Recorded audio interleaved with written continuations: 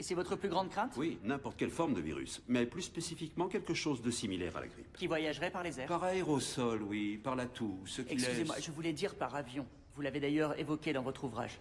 En effet, un nouveau virus qui voit le jour, disons à Madagascar, peut atteindre Chicago en quelques semaines, ce qui causerait une pandémie. Pan signifie tout. Le monde entier tomberait malade en même temps. Et vous, Dr Neumann, vous êtes également épidémiologiste. J'imagine que la perspective d'une pandémie virale doit vous empêcher de dormir. Non. Non? Non. Bien, c'est la fin de notre émission. Non, l'humanité a toujours été en guerre contre les virus. Il arrive parfois que des millions de personnes meurent comme en temps de guerre, mais en réalité, nous finissons toujours par gagner. Mais vous, que les choses soient claires, selon vous, les micro-organismes représentent une menace? Non, oui, une menace on ne peut plus concrète. Les bactéries. Non. Vous aimez dire non. Oui.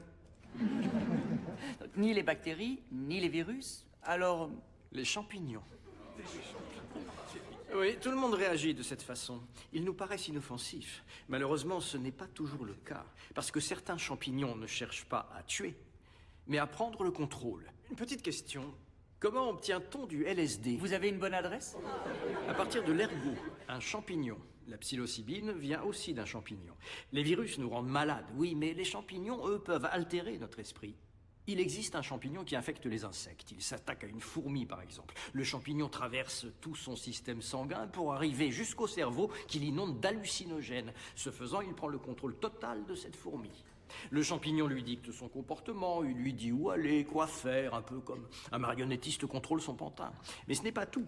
Le champignon doit se nourrir. Il commence donc à dévorer son hôte de l'intérieur, se substituant petit à petit à la chair de la fourmi. Mais il ne laisse pas sa victime mourir, non. Il va maintenir sa petite marionnette en vie en empêchant le processus de décomposition. De quelle façon? D'où vient la pénicilline? D'un champignon. Docteur Schenheis, vous soupirez. Ces infections fongiques ne peuvent se produire chez l'humain. Oui, c'est un fait. Les champignons ne peuvent survivre si la température corporelle de leur hôte dépasse les 35 degrés. Et à l'heure actuelle, ils n'ont aucune raison d'évoluer pour supporter de plus fortes températures. Mais si les choses venaient à changer, imaginons, par exemple, que le monde devienne un petit peu plus chaud. Dans cette situation, ils auraient une raison d'évoluer. Une simple mutation, et les ascomycètes, les candidats, les ergots, les cordyceps, les aspergillus, n'importe quel champignon serait capable de se frayer un chemin vers notre cerveau et de prendre le contrôle de plusieurs millions, voire de plusieurs milliards d'entre nous.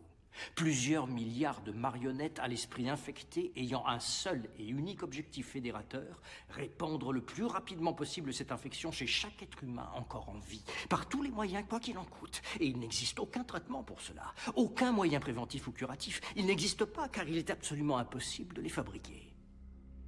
Et si jamais ça se produit? Nous aurons perdu.